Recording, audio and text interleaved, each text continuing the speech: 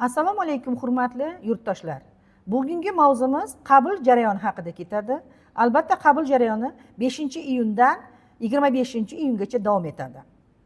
Xo'p, bizga kelib turishadigan murojaatlar quyidagicha. Birinchi savolimiz: Termiz davlat pedagogika institutida qanday ta'lim yo'nalishlari mavjud? Bizda quyidagicha ta'lim yo'nalishlari mavjud: pedagogika, maktabgacha ta'lim, maxsus pedagogika va logopediya, boshlang'ich ta'lim, tasviriy san'at va muhandislik grafikasi, musiqa ta'lim, o'zbek tili va adabiyoti, ona tili va adabiyoti rus tili, xorijiy tili va adabiyoti ingliz tili, xorijiy til va adabiyoti nemis tili va milliy istiqlol g'oyasi, ma'naviyat asoslari va huquq ta'limi, jismoniy madaniyat, texnologik ta'lim, tarix, psixologiya, biologiya, kimyo, geografiya, fizika, matematika, amaliy matematika va axborot texnologiyalari va texnologiyalari, maktabgacha menejment yo'nalishlari mavjud. Yana kechki ta'lim yo'nalishi ham mavjud bo'lib, ular quyidagilar: pedagogika, maktabgacha ta'lim, boshlang'ich ta'lim, tasviriy san'at va muhandislik grafikasi, musiqa ta'lim, milliy g'oya, ma'naviyat asoslari va huquq ta'limi, jismoniy madaniyat, texnologik ta'lim, tarix, psixologiya yo'nalishlari mavjud.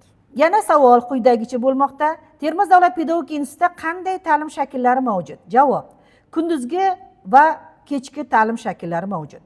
Uchinchi savolimiz: nima uchun sirtqi ta'lim shaklida qabul bekor qilindi va ikkinchi mutaxassislik uchun sirtqi ta'lim shakli saqlanib qoldimi? Javob: O'zbekiston Respublikasi Prezidentining 2025-yil 28-aprildagi Prezident farmoni 73-sonli farmoniga asosan 2025 va 26 o'quv yillaridan boshlab pedagog kadrlarni tayyorlash faqat kunduzgi va kechki ta'lim shakli bo'yicha ta'lim tashkil etilib, sirtqi ta'lim shakliga qabul amalga oshirilmasligi belgilab qo'yildi.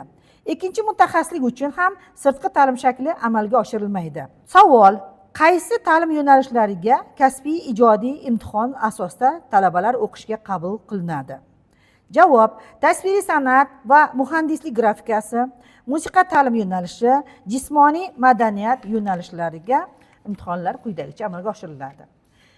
Savol: fanlar majmuasida chet tili birinchi fan sifatida belgilangan ta'lim yo'nalishlariga qabul qilishda xorijiy tilni bilish darajasini belgilovchi milliy yoki xalqaro sertifikat bo'lishi shartmi?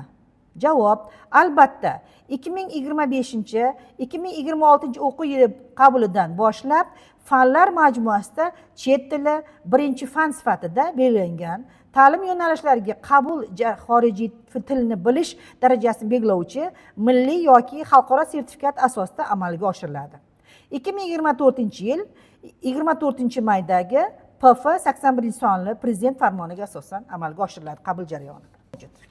Hurmatli yurtdoshlar, albatta Termiz davlat pedagogika institutida barcha sharoitlar mavjud. Brifing mavzulari shulardan iborat. E'tiboringiz uchun rahmat.